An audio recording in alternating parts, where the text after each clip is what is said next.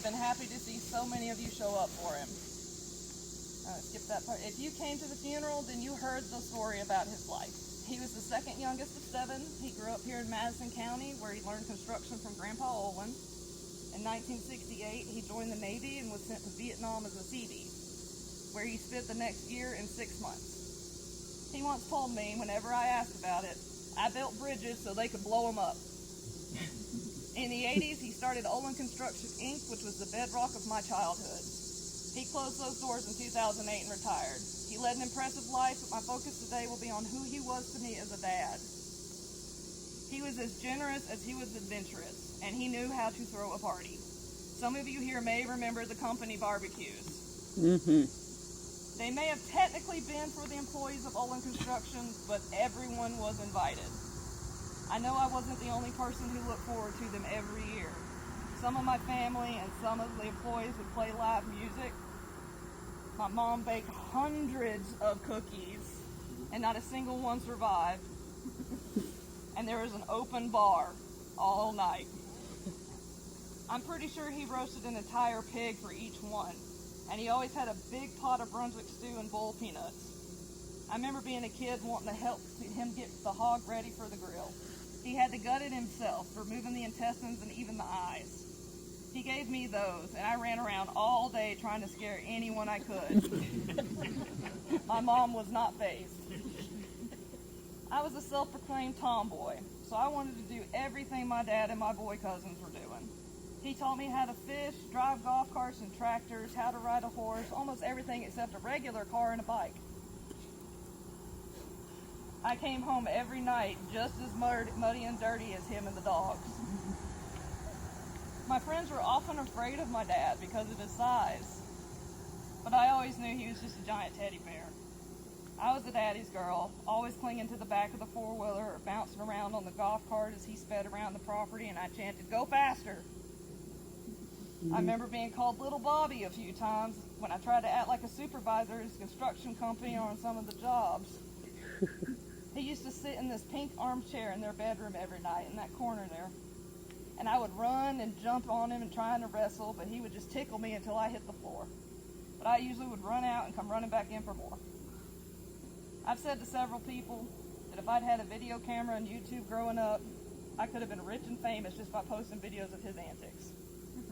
He used to tell me so many tall tales that by the time I was 4, I would look to my mom to confirm anything he said.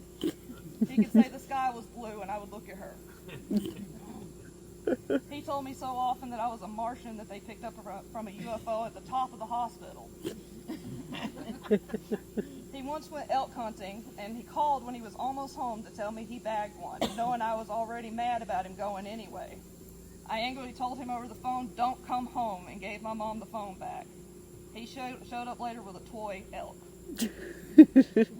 He was almost always being goofy and definitely teased me all the time, but vacations with this man were practically real-life National Lampoon. He drove our rental car in London, and we were lost for 6 hours trying to find our hotel. He got stuck in roundabout after roundabout, and he was driving so close to the cyclists on the road that my mom was afraid he was going to hit one. At one point, she was looking down at the map, and he hit the side mirror on a large truck, and it bent backward. She grabbed her hair in both fists and screamed like a woman in a cartoon, like, "Ah!"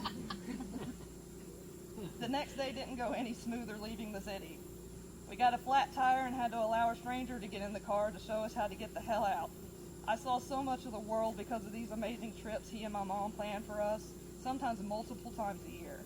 I am grateful and will forever be for this because that traveling had a major impact on who I am, and I have so many memories of just the 3 of us conquering the world.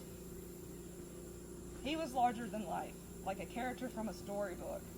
So many people knew Bobby Swaim as the man in flannel flying around in his orange Kubota with dogs after him, a cigar in one hand and a big red cup filled with gin and tonic in the other.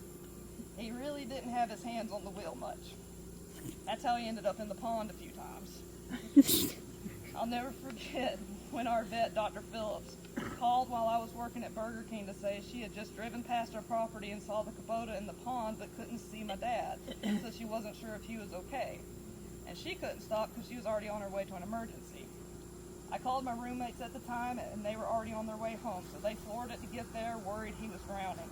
They arrived to absolute chaos. Bubba was pulling the Kubota out of the pond.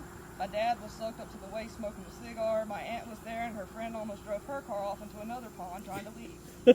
Meanwhile, I'm anxiously waiting for an update at work. With his big personality and humor, it was easy to forget he was still just a man.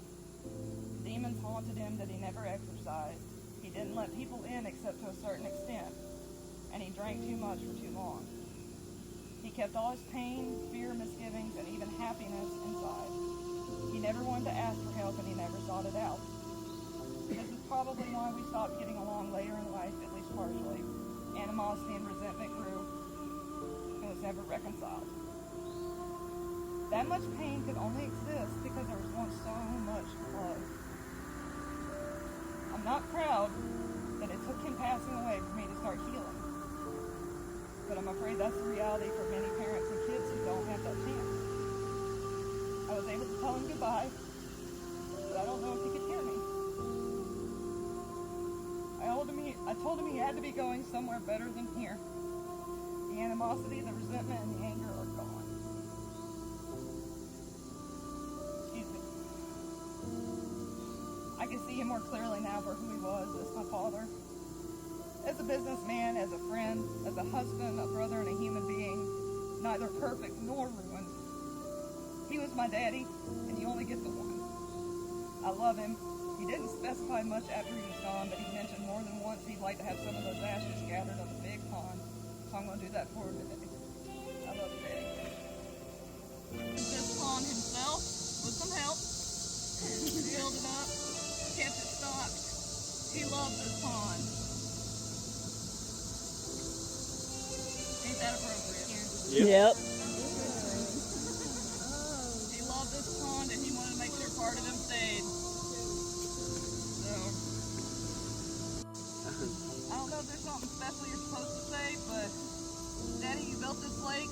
You wanted to come back.